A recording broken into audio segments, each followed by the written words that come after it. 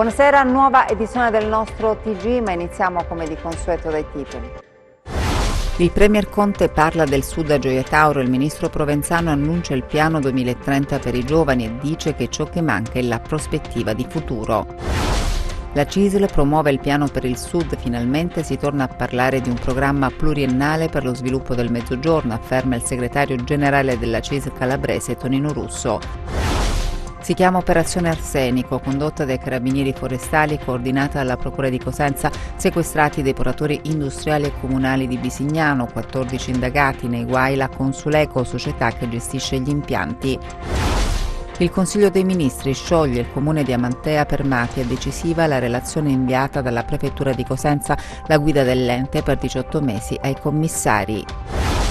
I comuni del Crotonese devono alla Sorical 14 milioni di euro. Il prefetto tenta la mediazione per scongiurare disagi ai cittadini. Comincia domani a Livorno l'era Pillon, il Cosenza non può più permettersi distrazioni, in palio punti salvezza. Il Crotone in terra campana per consolidare il secondo posto in classifica. Il Premier Conte dunque oggi a Gioia Tauro ha annunciato tra l'altro 33 miliardi entro il 2021 per le infrastrutture del Sud e 825 milioni in 5 anni per i comuni. Il ministro Provenzano ha annunciato il piano 2030 per i giovani e dice ciò che manca è la prospettiva di futuro.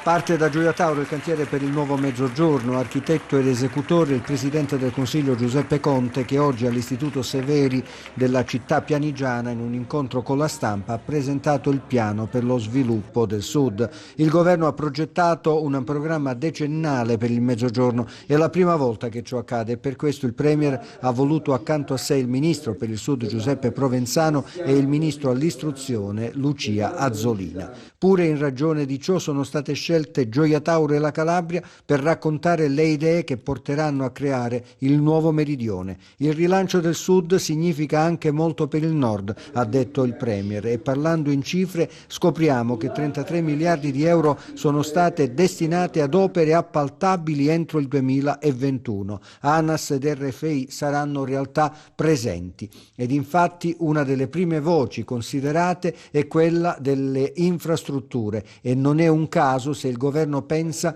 ad una seria intermodalità secondo i nuovi scenari dell'ingegneria gestionale tra porti, aeroporti, strade e ferrovia. Un esempio, 4 ore in treno da Reggio a Roma è uno degli obiettivi. E poi le strade. 1 miliardo e 300 milioni di euro sono destinati alla nuova 106. Il 10 marzo partiranno i lavori con la ministra De Micheli che sarà in Calabria per celebrare il momento.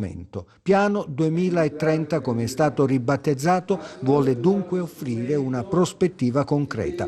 Il ministro Provenzano ha spiegato che il piano intende massimizzare l'impatto delle misure già previste in legge di bilancio ed ha aggiunto che Gioia Tauro è una grande sfida nazionale. Anche per questo uno degli obiettivi sarà il rafforzamento della zona economica speciale. Per il ministro Azzolina l'occasione è importantissima anche per i giovani. Quanta emigrazione si potrà evitare se si darà l'opportunità di agire e crescere nella propria terra. Tanti annunci importanti sicuramente, speriamo che diventino realtà. 10 anni per cambiare il Sud. Le risorse noi le abbiamo, il Ministro lo può confermare, noi abbiamo veramente cospicue risorse finanziarie, interne, poi ci possiamo giovare anche di quelle europee. Quello che non siamo riusciti a fare sin qui è a spenderle bene. Abbiamo una difficoltà di spesa un po' per come è strutturata tutta la macchina amministrativa, un po' perché non siamo ancora in alcuni gangli, passaggi vitali, non siamo ancora efficaci nell'azione, nella progettualità, nell'azione. Ma su questo ci stiamo attrezzando, ci stiamo lavorando da un po', abbiamo individuato le criticità. E la CISL promuove il piano per il Sud. In una nota il segretario regionale Tonino Russo parla di importanti risorse, avverte necessario tenere alta l'attenzione verso la corruzione, tra le priorità il porto di Gioia Tauro.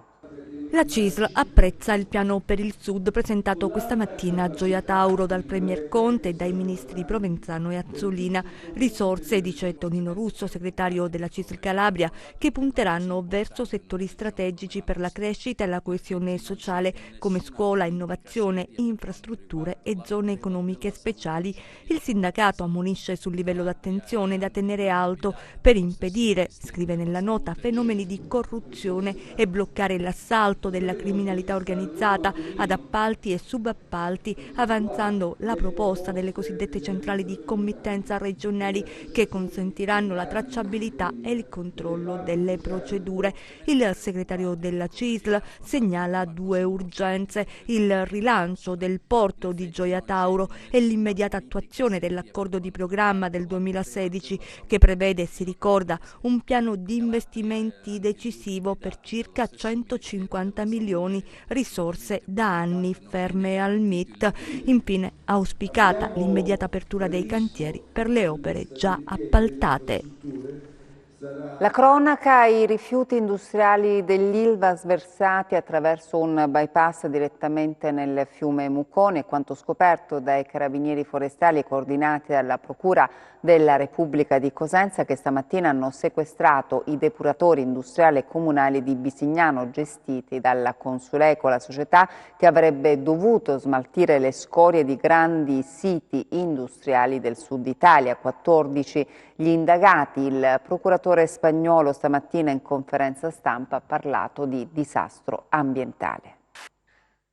Un fiume avvelenato, il Mucone, acque così compromesse da uccidere un serpente che vi si immerge. L'episodio documentato dagli inquirenti nel corso dell'operazione Arsenico, condotta dai carabinieri forestali di Cosenza con il coordinamento della Procura della Repubblica della città dei Bruzzi, che ha portato oggi al sequestro dell'impianto di trattamento di proprietà della Consuleco SRL e del depuratore comunale ubicati a Bisignano. 14 indagati, i 12 dipendenti della struttura e i dirigenti, l'amministratore generale e il direttore generale della Consuleco. Per questi ultimi sono scattate le misure dell'obbligo di dimora. L'accusa è di inquinamento ambientale. Da cosa è partita l'indagine? Da segnalazioni che provenivano dal territorio, segnalazioni forti addirittura che poi sono andate anche in un'interrogazione parlamentare. Allora l'attenzione è stata rivolta verso questo depuratore che insomma è destinato al trattamento di rifiuti liquidi provenienti da siti industriali. Siamo riusciti a mettere insieme, con un risultato direi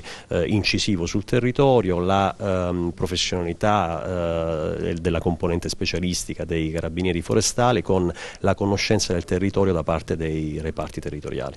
In conferenza stampa si è parlato di vero e proprio disastro ambientale. 102 prelievi effettuati di notte dai carabinieri forestali, gli indagati colti in flagranza di reato, ingenti quantitativi di rifiuti speciali pericolosi sversati direttamente nel fiume Mucone. È stato riscontrato attraverso le indagini il fatto che veniva attuato questo bypass e utilizzato in pratica come routine, in particolare nelle ore notturne. L'operazione Arsenico ha portato a sequestri e perquisizioni anche nelle sedi di 13 industrie ubicate in Puglia, Basilicata, Calabria e Sicilia, società che avevano un regolare contratto con la Consuleco per lo smaltimento dei rifiuti industriali. Ci saranno ulteriori risvolti nell'indagine. Stiamo parlando del più grosso depuratore industriale del meridione d'Italia, che aveva contratti per milioni e milioni di euro con tutta una serie di siti industriali che producono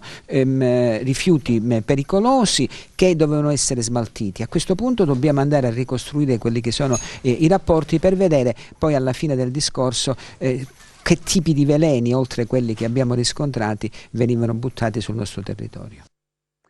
Il Consiglio di Stato dà ragione alla SEAT, che adesso potrà tornare ad occuparsi del servizio CUP dell'ospedale di Cosenza.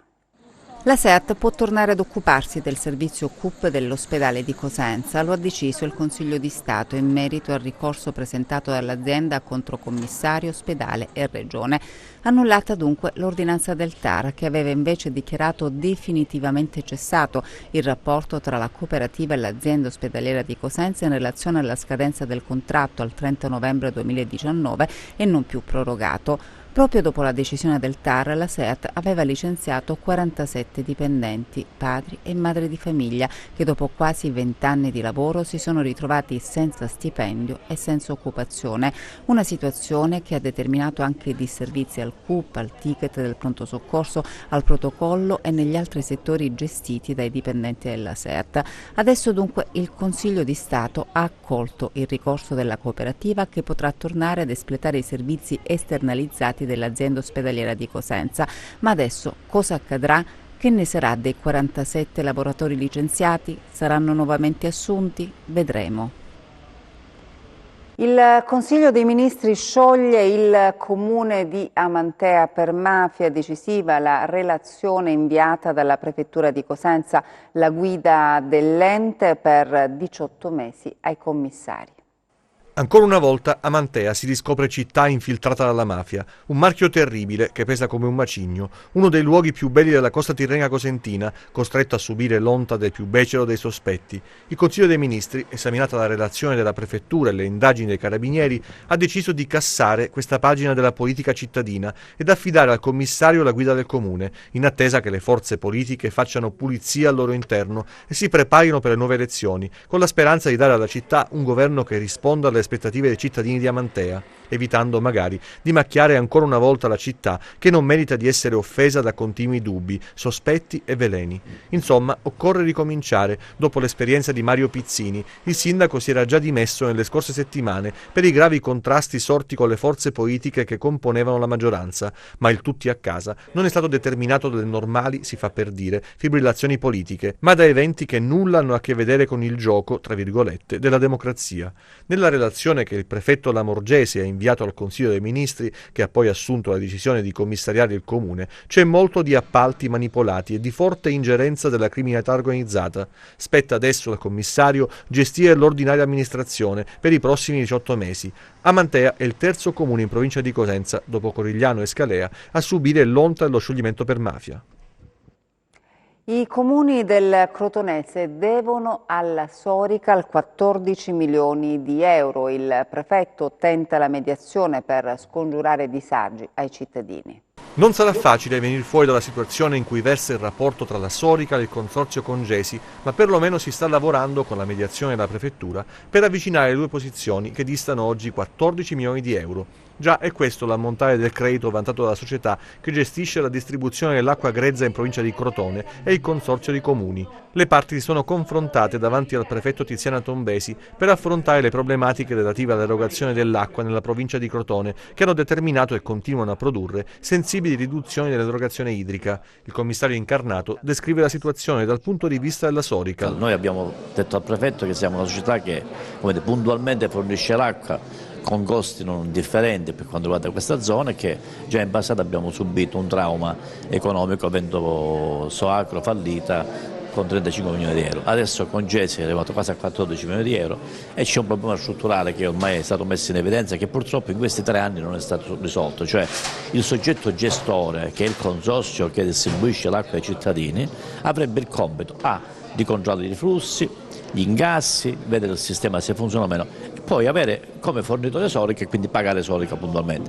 Ormai è ingangrenito il problema, io credo che ci sia sempre di più un disavanzo di questa gestione, per cui è un mio pessimismo probabilmente, però i fatti mi danno ragione. Da 3 anni sto dicendo che così non può funzionare perché la tariffa è più bassa, i cittadini non pagano. L'invito della prefettura è rivolto al risanamento dell'esposizione debitoria verso le società, utilizzando qualsiasi strumento messo a disposizione dalla normativa per il recupero dei crediti. I sindaci sono stati sollecitati a combattere ogni forma di illegalità nell'utilizzo abusivo dell'acqua e a sensibilizzare con ogni mezzo i cittadini al pagamento delle utenze, anche al fine di consentire al consorzio Congesi di corrispondere quanto dovuto per la fornitura di acqua grezza alla Sorical. Faremo una proposta di rientro a Sorical, tenendo conto di quello che le azioni che abbiamo già messo in campo. Noi stiamo già partendo con la riscossione coattiva, quindi attraverso l'agenzia di riscossione, quindi pensiamo e riteniamo che così come già avvenuto dall'ultimo scorso del 2019, dove abbiamo anche aumentato la quantità di pagamento fatto a Sorica, pensiamo di recuperare sulla base dei morosi che abbiamo, che rappresentano quasi il 50%, il 45% delle utenze della provincia di Crotone, pensiamo di recuperare quelle risorse che possono essere destinate a un maggiore pagamento della fornitura idrica nei confronti di Sorical.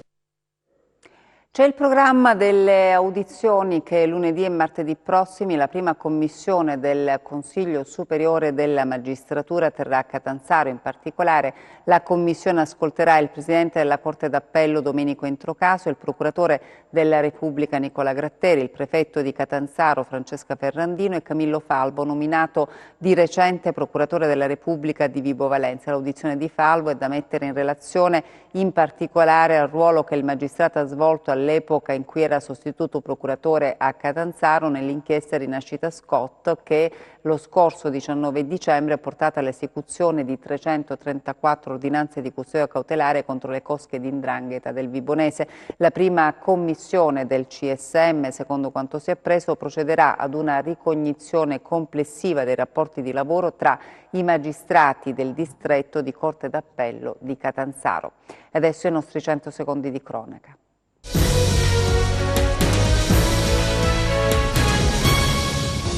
10 persone sono state sanzionate dai carabinieri forestali di Serra San Bruno per un totale di 8.000 euro dopo essere state riprese nell'atto di disfarsi di rifiuti di vario genere classificati quali urbani e speciali non pericolosi. I militari, attraverso il posizionamento di alcune fototrappole in determinate aree particolarmente sensibili del territorio comunale, nella prima metà del mese hanno ripreso e identificato alcune persone che abbandonavano i loro rifiuti, contribuendo con la loro condotta al deturpamento delle aree interessate.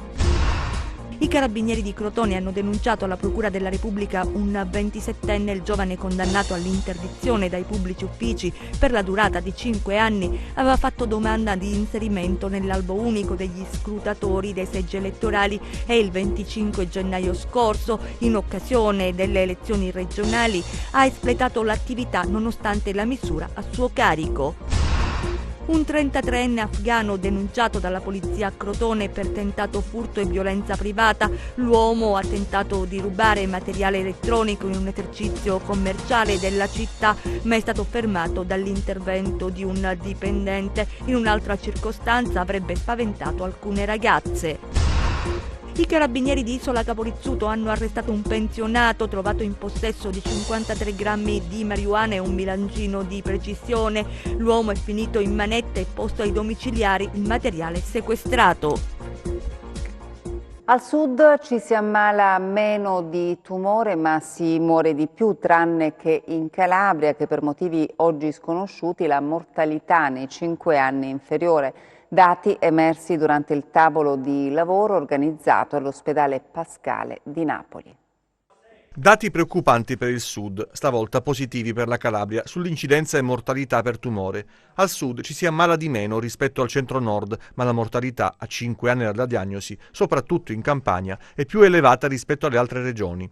L'unica eccezione è la Calabria, il cui dato di vantaggio in termini di mortalità per tumore andrebbe indagato e approfondito per ricondurlo a un'eventuale protezione genetica di popolazione, ambientale o stile di vita. E questo è il dato che emerge dal tavolo di lavoro che si è svolto questa mattina a Napoli, al Pascale, promosso da Motore Sanità, che ha messo attorno a un tavolo gli istituti oncologici della rete interregionale per le cure anticancro che coinvolge Campania, Puglia, Basilicata e Calabria. I dati della minore mortalità per tumori registrati in Calabria anche dai registri tumori, ha detto Maria Triassi, ordinario di epidemiologia e sanità pubblica della Federico II, intervenuta con una relazione, sono allo stato inspiegabili e vanno indagati, ma la docente non crede siano riconducibili al fatto che in Calabria ci sia una forte migrazione sanitaria del resto presente anche in Campania. In generale al sud, di contro, ha concluso la docente, ci si avvantaggia ancora della minore incidenza generale per cancro, ma la mortalità a 5 anni dalla diagnosi medici risulta più alta e riconducibile a una diagnosi più tardiva, alla carenza di controlli e verifiche di screening e a una rete di cure che solo negli ultimi anni ha assunto la complessità e il livello organizzativo necessario e di cui si vedranno i frutti soltanto nei prossimi anni. Parliamo invece adesso del progetto Cosenza Stress promosso dalla Rete Olistica Cosentina. Ritrovarsi alle radici del presente, e questo è il tema del primo ciclo di incontri gratuiti del progetto Cosenza Stress, promosso dalla Rete Olistica Cosentina, un collettivo di associazioni che da anni si occupano di benessere, consapevolezza e crescita personale. Il progetto, patrocinato dalle amministrazioni comunali di Cosenza e Rende, consiste in un ciclo di incontri che si svolgeranno tra febbraio e giugno 2020 e avranno come location il Museo dei Bretti e degli Enotri e il Museo del Presente. Scegliere come location il Museo dei Bretti e degli Enotri e il Museo del Presente è una scelta fortemente simbolica, in quanto siamo creatori di una storia, siamo creatori di una cultura e i musei ci fanno da specchio rispetto a questa cosa. Cioè, guardando gli oggetti del passato noi guardiamo il modo in cui persone del passato hanno creato cultura attraverso un certo stato di consapevolezza. Oggi noi che tipo di cultura stiamo creando? Guardiamo all'esterno, guardiamo alla società, guardiamo a quello che sta accadendo e sicuramente è uno specchio di un qualcosa che ci portiamo dentro. Quindi ritornare al centro di sé, cambiare la propria coscienza, per noi è il passo principale e inevitabile per cominciare a cambiare il mondo. Ovviamente poi necessitano azioni più dirette, sociali, politiche, economiche, ma se non parte da un cambio di se stesso, se non parte da un cambio di mentalità, niente può essere cambiato fuori se prima non è cambiato dentro. Siamo alla pagina sportiva, parliamo di calcio, comincia domani a Livorno l'era Pillon, il Cosenza non può più permettersi distrazioni, in palio punti salvezza, il Crotone invece in terra campana per consolidare il secondo posto in classifica. Comincia l'era Pillon e comincia da uno scontro diretto in casa del Livorno, relegato all'ultimo posto e con una gran voglia di tirare giù anche il Cosenza, fermo da troppo tempo in un pericolosissimo limbo. Disperazione, quella di una squadra che ha già tentato invano la carta della scossa, contro entusiasmo, quello che genera, o meglio dovrebbe generare, l'arrivo di un nuovo allenatore. La classifica impone ai rossoblù una brusca accelerazione. Bepi Pillon lo sa bene, non c'è tempo né gare da perdere, solo punti da conquistare. Tempo non ce n'è tanto, nel senso che dobbiamo cercare di fare risultato subito, nel senso io so che per dare un'identità di gioco precisa a una squadra ci vuole un po' di tempo, però io cerco di fare quanto prima e l'importante sono i risultati adesso, al di là del gioco, al di là di tante situazioni, in questo momento quello che conta di più sono i risultati, perciò cercherò di mettere in campo sempre una squadra aggressiva in cerca del risultato in tutti i campi, perché non possiamo permetterci di andare a giocare no, giochiamo in tutti i campi, ce la giochiamo, questo è sicuro, e poi alla fine tireremo le somme. L'aspetto mentale di una squadra, nel senso che è quello predeterminante, nel senso che se tu non sei libero mentalmente fai fatica poi a giocare, quello è l'aspetto che deve essere curato di più in questo momento qua, al di là delle soluzioni tattiche, al di là di tante altre cose, di portare la giusta serenità, la tranquillità nel giocare e di voler giocare. In 5 si giocano il secondo posto, Crotone, Frosinone e Spezia in pole position, Salernitana e Pordenone come outsider. La squadra di Stroppa sarà di Cenalmenti e il tecnico dei rossoblù conosce le insidie che i suoi dovranno affrontare nella gara con la Juve Stabia. Si gioca in quello stadio e con quel campo. Ho le stesse sensazioni dell'andata, perché prima di giocare contro di noi la Juve Stabia aveva un'identità ben precisa, era pericolosissima. Ricordo poco prima che giocasse con noi la sconfitta in casa con l'Ascoli, ma nel primo tempo poteva fare 5-6 gol con una prestazione veramente devastante. Ha cambiato modo di giocare, probabilmente ha cambiato il modo di interpretare la partita con noi e ha snaturato quelle che erano le proprie certezze. Non credo che sia così in questo momento, perché grazie a quelle certezze precedenti alla nostra partita ha ricostruito un campionato che sembrava ormai scontato a perdere. Adesso le previsioni del tempo.